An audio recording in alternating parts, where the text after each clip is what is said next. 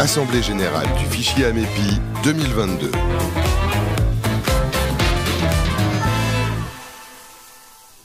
Nous allons parler maintenant de développement de la communication et du marketing.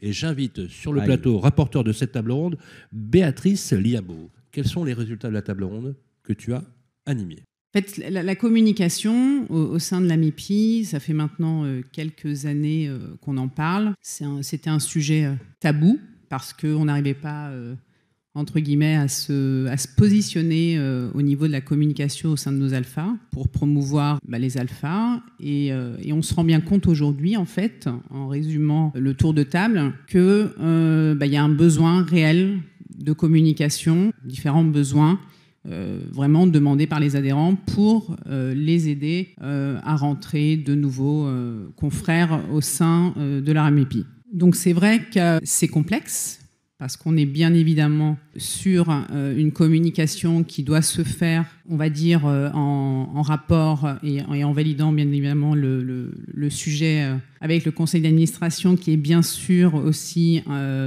et on l'entend un petit peu réfractaire à l'idée de faire de la communication, puisqu'il y a quand même des marques. Maintenant, nous, ce qu'on a envie, c'est de trouver un juste milieu pour se faire connaître et faire connaître l'AMEPI. Parce que malgré tout, au sein des alphas, on se rend bien compte que beaucoup ne connaissent pas l'AMEPI.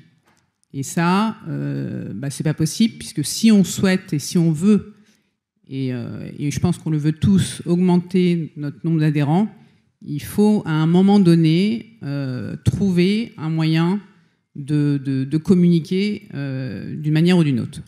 Après, lors de notre réunion qu'on a eue donc sur Paris, c'est vrai qu'on a mis déjà beaucoup de temps à savoir qui nous étions. Cédric Labo. Bien, merci déjà pour ce travail, merci pour cette transparence, merci pour donner avec... merci pour nous avoir démontré à quel point notre travail paye, parce que si on avait fait cette table ronde il y a 2 ans, la seule préoccupation aurait été de nous demander de mettre des publicités du fichier AMEPI sur TF1. Plus personne n'en a parlé. Ça veut dire qu'il y a une avancée considérable de la compréhension du qui l'on est. Et ça, ce sont nos fondamentaux. Qui sommes-nous? À l'AMEPI Lab, j'ai posé cette question parce que c'est parti sur tous les sens sur la communication. Mais pour communiquer, il faut véhiculer un message. Qui sommes-nous? La question, elle était claire. Si on devait, en 2 phrases, une qui s'adresse à vos clients, présenter le fichier AMEPI. Comment présentez-vous le fichier AMEPI à vos clients? Qui sommes-nous? Comment? Quelle est? En 1 phrase. Et puis, qui sommes-nous en 1 phrase à vos confrères qui ne sont pas membres du fichier AMEPI? 4 heures. Et on a failli avoir des présidents de l'AMEPI Lab qui sautent par la fenêtre du siège. Je vous assure, c'était compliqué. Ça veut dire que le travail à faire, il se situe exactement là. Qui sommes-nous? Et surtout, qui ne nous sommes pas? Nous ne sommes que des confrères qui formons cette fameuse chaîne pour bétonner les marchés. Tout le reste, nous ne le sommes pas. Donc effectivement, il va falloir... Et le conseil d'administration qui protège ces marques, mais le conseil d'administration... ils ne protègent pas plus ces marques que les agents indépendants ici protègent leur business. C'est pareil. Les préoccupations sont les mêmes. Entre les préoccupations du conseil d'administration et les vôtres, il y a une feuille de papier à cigarette. Si demain, dans votre agence, à cause du fichier AMEPI, un confrère rentre un mandat exclusif parce que quelqu'un d'autre lui dit que lui ou vous, c'est pareil, vous allez être content? Non, parce que c'est de la coopétition et que vous restez en compétition.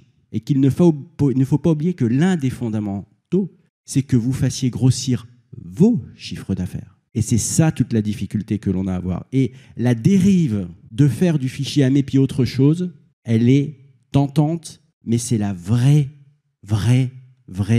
fausse bonne idée.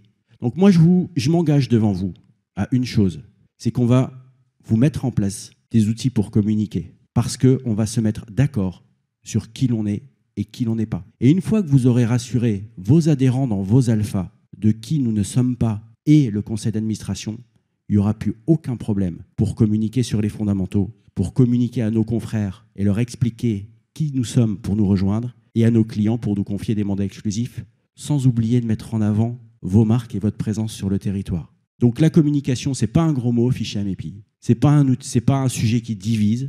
Au contraire, c'est un sujet qui doit nous rassembler parce qu'il nous fait poser la question essentielle de qui nous sommes. Merci beaucoup, Cédric. Petite synthèse, justement, à la lumière de ce que nous dit Cédric. Béatrice, est-ce que c'est compatible avec l'état d'esprit actuel que tu as identifié? Parce que je reprends tes mots tout à l'heure, ça a beaucoup fusé, hein. Il y a eu beaucoup de questions. Et c'est vrai que c'est l'objet même des tables rondes, de créer cette émulation.